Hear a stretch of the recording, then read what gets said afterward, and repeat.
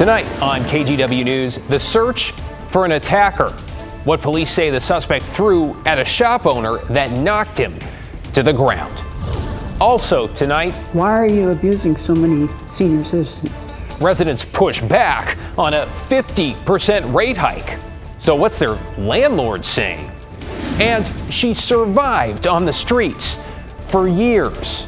I was really on that breaking edge, ready to just fall off of it. 7 months after she found a lifeline, an update on Tara's journey from homeless to housed. And we begin tonight with tragedy in Southeast Portland and a crash that claimed the life of an 11-year-old boy. Thanks for joining us. I'm David Molko. His name is Ryan Ambrose, and he was a passenger in a vehicle one police say was T-boned by a driver in an SUV rushing to the hospital. The crash scene gives you a sense of the devastation. Today we learned the suspect police say was responsible was not only allegedly intoxicated and going 80 in a 30 zone, but he'd also just been shot. Alma McCarty's following up tonight to try to make sense of it all. Alma. David, a tragic story all around in court. The lawyer for the driver charged with manslaughter told a judge Dupree Smith got behind the wheel of a car and sped off for the hospital after he was shot at a funeral. Evidence of a crash still scattered on Southeast 102nd Avenue from this intersection, Southeast Stark, to Southeast Washington. Officers reporting the driver, Dupree Smith, was going more than 80 miles per hour just seconds before he crashed his SUV into a sedan. Court documents note the impact caused the car to flip and travel an entire city block. The impact also killed 11-year-old Ryan Ambrose, a passenger in this car, Saturday night. This is an incident that killed an 11-year-old person. The state has real community safety concerns. On Monday, Smith appeared in court, facing manslaughter, reckless driving, and DUI charges. He tried to explain to the judge what happened. I would have never even been speeding if I wasn't bleeding out, but I had no excuse today. Smith's attorney said the defendant was speeding to the hospital because he'd been shot at a funeral. According to court documents, officers reviewed dash cam footage inside Smith's car, which captured him driving erratically and making statements like, "Where is the hospital?" and "I am going to die." Investigators say he ran multiple red lights on 102nd before T-boning the victim's vehicle. The judge weighed various factors, including Smith's lack of criminal history, before deciding to release him from jail pending his next court date. He was ordered not to drink alcohol or drive a car. David? And our thoughts are with the family of that 11-year-old Ryan Ambrose tonight. Thank you, Alma. Let's take it to Gresham, where police are trying to find an attacker who hurled a rock at a shop owner. A warning, the video is disturbing. In fact, it is downright shocking to watch. We want to let you know in advance the victim has recovered. Let's give you a look. The owner of Gleason Market, the person on the right here, is just outside the store. You'll see the suspect suddenly come around the corner, and there you see it chucking what police say was a large piece of concrete. It looks like a direct hit, and the victim there falls to the ground. This was back in March, though. Police just released a photo of the suspect today, hoping somebody recognizes him. Anyone with information is asked to call the Gresham Police tip line. As a Portland police officer, I want to apologize for my contribution to any loss of trust to that community that I serve.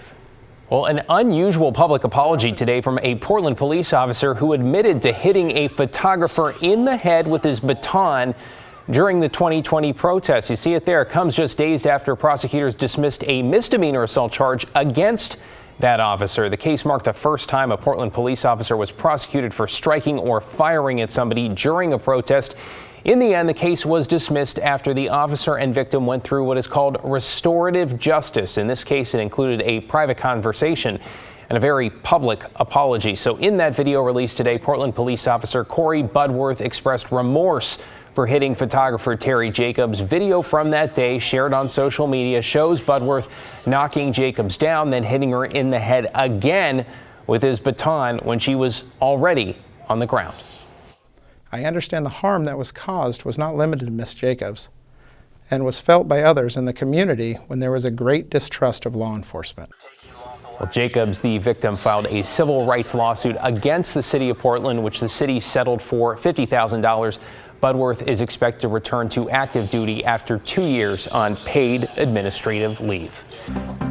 To get you caught up on tonight's other headlines, in Clackamas County, deputies have opened a homicide investigation after a woman's body was found near Wilsonville. Authorities say the person doing work yesterday morning at a vacant property on Southwest Stafford Road found the body.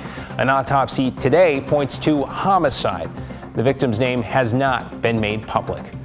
An update on the Boulder fire burning in the Mount Hood National Forest. The fire, which broke out Saturday, has now burned some 237 acres with containment still at 0% in a steep forested area southeast of Mount Hood and forced people at nearby campgrounds to evacuate. Meanwhile, the Tunnel 5 fire in Skamania County is holding at 529 acres burned and 80% contained. And those working in Salem are about to face a new tax on wages no matter where they live. Yeah, after several hours of public testimony last night with most opposing the tax, City Council approved it. Leaders say they need the extra money to cover a budget shortfall and to pay for things like firefighters, police, and homeless services. Now, the tax will not be collected for at least a year, and how much you'll pay depends on how much you make. For somebody with a $50,000 salary, the new payroll tax would run about $400 a year.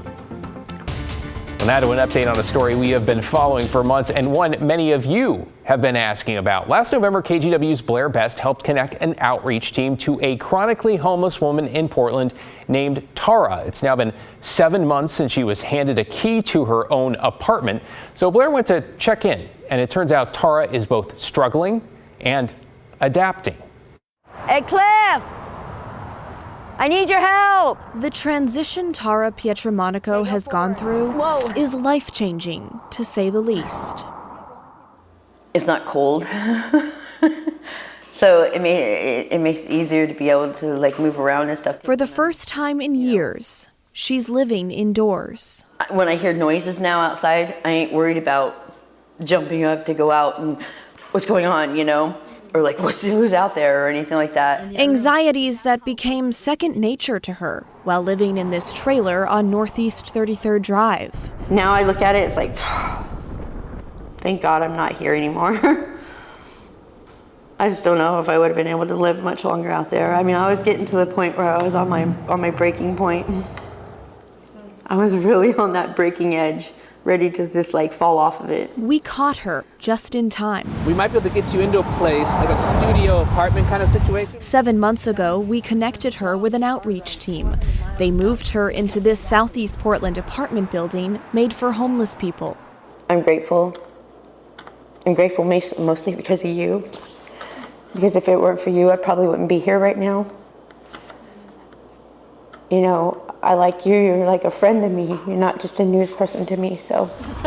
We met Tara about a year ago. She collected just about everything and was good at keeping herself busy. Hey, Cliff, we need to push this car over there. So this makes sense. Right now, I have my rooms like this. I've got this here that's gonna go over to this wall. And I have a dresser that's down in here.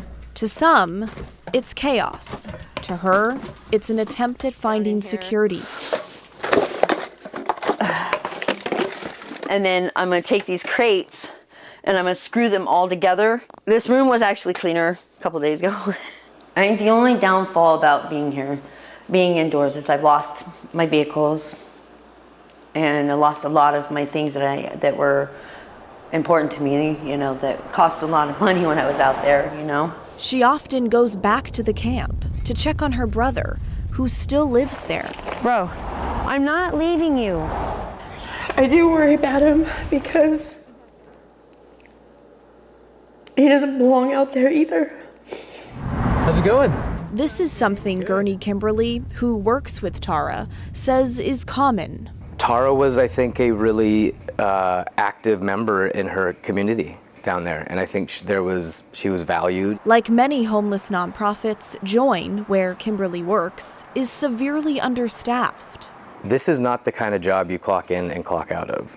I mean, this job you take home with you, and you go to sleep with it and you wake up with it. He says Tara's caseworker has at least 60 other clients just like her. People are coming off the streets with a lot of trauma, a lot of addiction issues, and a lot of severe mental health. And if we're not realistic about that and willing to put the time and money into, and I mean serious time, not just a year, not just 6 months, but actual time up to 3 to 5 years into working with somebody, then we're out of touch with reality. So getting back on her feet will take a lot of work from Tara, too. I don't even know where to begin on that, you know, it's a big step. And I have a hard time with change, I mean. Blair Best. Yeah, such an important perspective there. Tonight on The Story, Blair went into more detail about the hurdles Tara's faced in her new apartment, including some health challenges, some trouble making rent, and having her vehicles towed. You're also going to hear Tara respond to all the people who've been asking about her since that original story. It is well worth a watch, and it's in the story section of KGW.com.